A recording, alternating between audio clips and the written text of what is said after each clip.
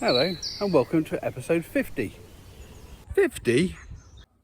50? 50? Yes, 50. Who'd have thought it, eh? Ah well. Welcome to this Golden Jubilee edition of Colganology.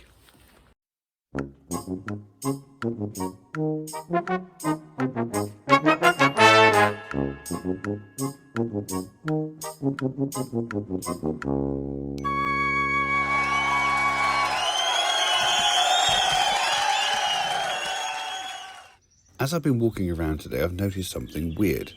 Now look, here's a really quite well-established oak tree. Looking at the girth of it, maybe 35 years old, 35 years old. Nice big crown, nice well-developed branches. And yet you go down the trunk and look. What's all that about? What on earth is it trying to achieve by putting out a tiny little thing like that halfway down the trunk? And here's an ash tree. And again, nice well-established crown, nice thick branches. You know, it's all doing very, very well considering of ash dieback is hitting the trees all over the country. But here we go down the trunk and boom, there we go. There's another one. And another one. I mean, is this something they just put out for the deer to eat to stop them eating the rest of the tree? I don't know. It's just a very weird thing to do. And here's the best example I found today. This is a very, very established oak tree, probably 80 to 100 years old, judging by the size of it. And, you know, some of the branches are absolutely huge. I mean, they're wider than my body, and I'm not exactly slim. And yet, we go down towards the base of this tree, and you know what you're going to see, don't you? Yep, there you go. What on earth is all this about?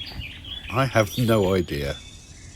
So, when I got home, I looked it up, and it's something called an epicormic shoot. Now, apparently there are little buds that lie underneath the bark, and they stay there dormant for a while until certain conditions happen. And it's usually things like light levels or damage to the plant or stress. It's a kind of safety net, I suppose, because if the crown of the tree gets damaged, it can put out new branches from lower down. So there you go. Every day's a school day. Wow.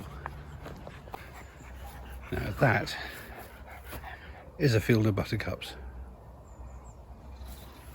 What do you reckon, Harris? That's pretty impressive, isn't it? Look at that. Beautiful. Blimey, look at this. A week ago there were a few ferns coming up. And now there's an absolute forest of them. It's like Jurassic Park in there. Well, I'm out later than usual today. It's about 8 o'clock in the evening. We've had thunderstorms for most of the day, although it's still been incredibly warm. It's been 28, 29 degrees. It's now dropped down to about 23, 24, which is actually rather pleasant, I have to say. And out here there's that lovely, you know, when rain has fallen on really parched, dry earth, you get that wonderful smell. I think the technical name is petrichor. Well, anyway, petrichor, that's what I've got in my nostrils at the moment, and it's really rather lovely. Pug's quite happy anyway, and he's obviously doing his best to try and get a tick by going on all the long grass. But hey, pugs are as pugs do.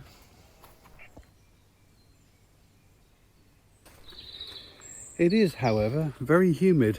You're almost struggling to get oxygen into your body.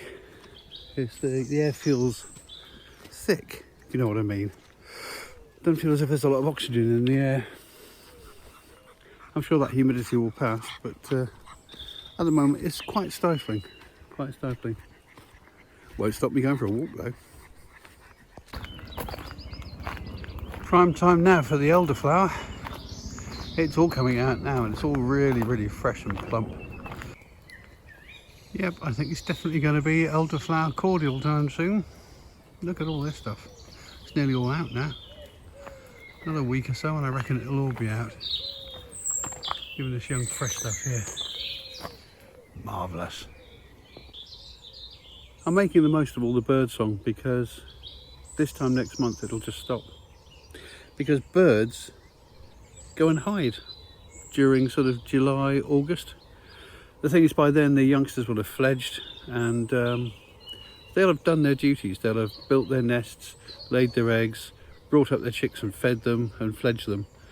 And now they need time to chill out, relax a little bit, and also go through a molt. They need to pluck out all their old damaged feathers and grow new ones. And of course that makes them vulnerable because they can't fly around too well when that happens. So they'll be keeping their little mouths shut for about a month.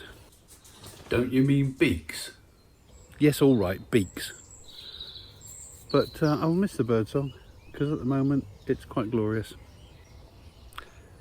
So that's why birds suddenly disappear in August and July. Perhaps you haven't even noticed. That's all a bit weird. What do you reckon? Is it a modern art installation?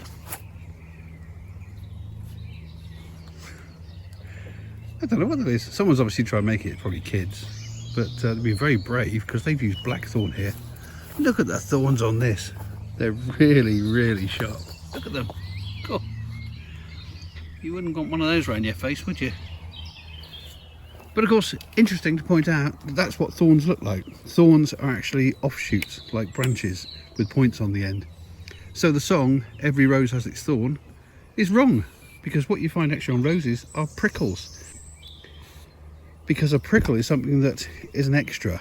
It's a growth that happens on the stem, whereas a thorn is actually part of the stem, just like a branch or a twig is.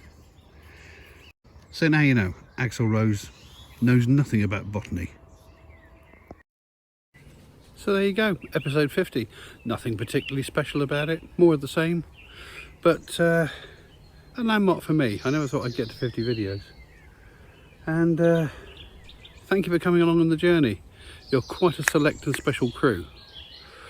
That's one way of putting it. I mean, the other way of putting it is I don't have many subscribers yet, but you know, it's going to grow slowly because, you know, I'm not gaming and I'm not doing a lot of the things that get people flooding to your YouTube channel. The only time I've ever got a substantial number of views is when I created a musical instrument called the Didgeridoo. Remember this?